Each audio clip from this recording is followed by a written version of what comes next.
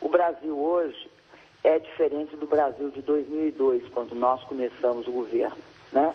É um Brasil que pagou sua dívida externa, é um Brasil que tem inflação sob controle, é um Brasil que acumulou 236 bilhões de reserva. Dívida externa.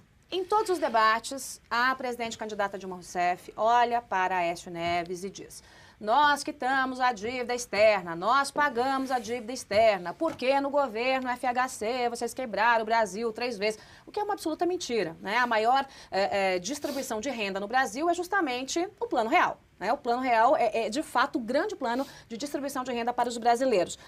Mas isso é uma falácia. É uma falácia. O PT não pagou a dívida externa e ampliou em muito a dívida interna. Uma mistificação criminosa. Fala um pouco sobre isso, senador. Me explica essa história. Ainda ontem eu joguei nas redes sociais um excelente artigo do economista Hélio Duque sobre essa questão da dívida externa.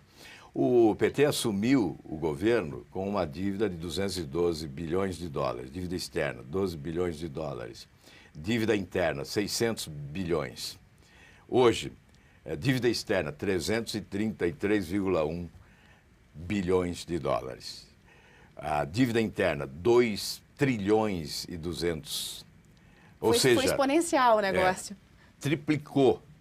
Essa dívida interna de 2 trilhões e 200 é só da União. Não estou aí somando dos estados e municípios, que seria mais 500 a 600 bilhões. Esses números são do Banco Central, não são da oposição.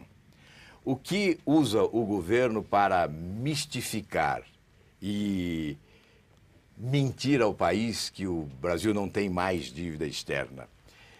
Ele usa o jogo com as reservas cambiais, que são superiores em 50 bilhões à dívida externa. As reservas cambiais são 370 bilhões de dólares. Elas são alavancadas pela emissão de títulos públicos. Isto, no mercado, significa o pagamento de uma taxa de juros de 12%. E essas reservas cambiais são aplicadas, 2/3 dessas reservas cambiais, no Tesouro americano, norte-americano. O juro é de 1,9%. Então, nós recebemos um juro de 1,9% e pagamos internamente um juro de 12%, que alavanca o endividamento interno. Então, esta é a realidade, esta é a verdade. A história de que o Brasil pagou a dívida externa é uma falácia. A verdade é esta: a nossa dívida externa cresceu.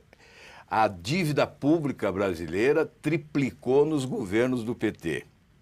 De cerca de 800 bilhões, quase triplicou para 2 bilhões e 200 e mais 500 bilhões de dívida de estados e municípios. Portanto, esta é a verdade, números oficiais, não é invencionice da oposição.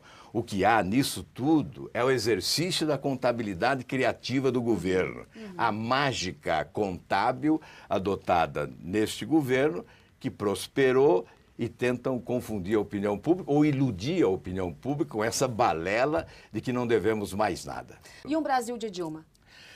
Nós teremos grandes dificuldades, o aprofundamento da crise, certamente, porque já há um cansaço, esse modelo se esgotou. A não substituição desse modelo é uma demonstração de ausência de inteligência. Acho que a alternância do poder é essencial na democracia e para o país é muito bom, mas neste caso há um cansaço reconhecido por todos. Eu não sei como viveremos 4 anos como fim de festa. Um fim de governo nós chamamos de fim de festa. Nós teríamos o fim de festa em 4 anos. Portanto, a mudança é necessária, é imprescindível nesse momento. O Brasil precisa mudar. Se não mudar agora, vai ter que mudar um dia. Tem que mudar em nome dos nossos filhos, enfim, das futuras gerações, mas tem que mudar, é imprescindível mudar. Não podemos continuar com esse modelo perverso que ilude a opinião pública, especialmente ilude os mais carentes, mas que provoca, vai acumulando uma herança. É uma bomba relógio de efeito retardado que pode explodir sobre o Brasil. Portanto, a mudança hoje é uma questão de inteligência.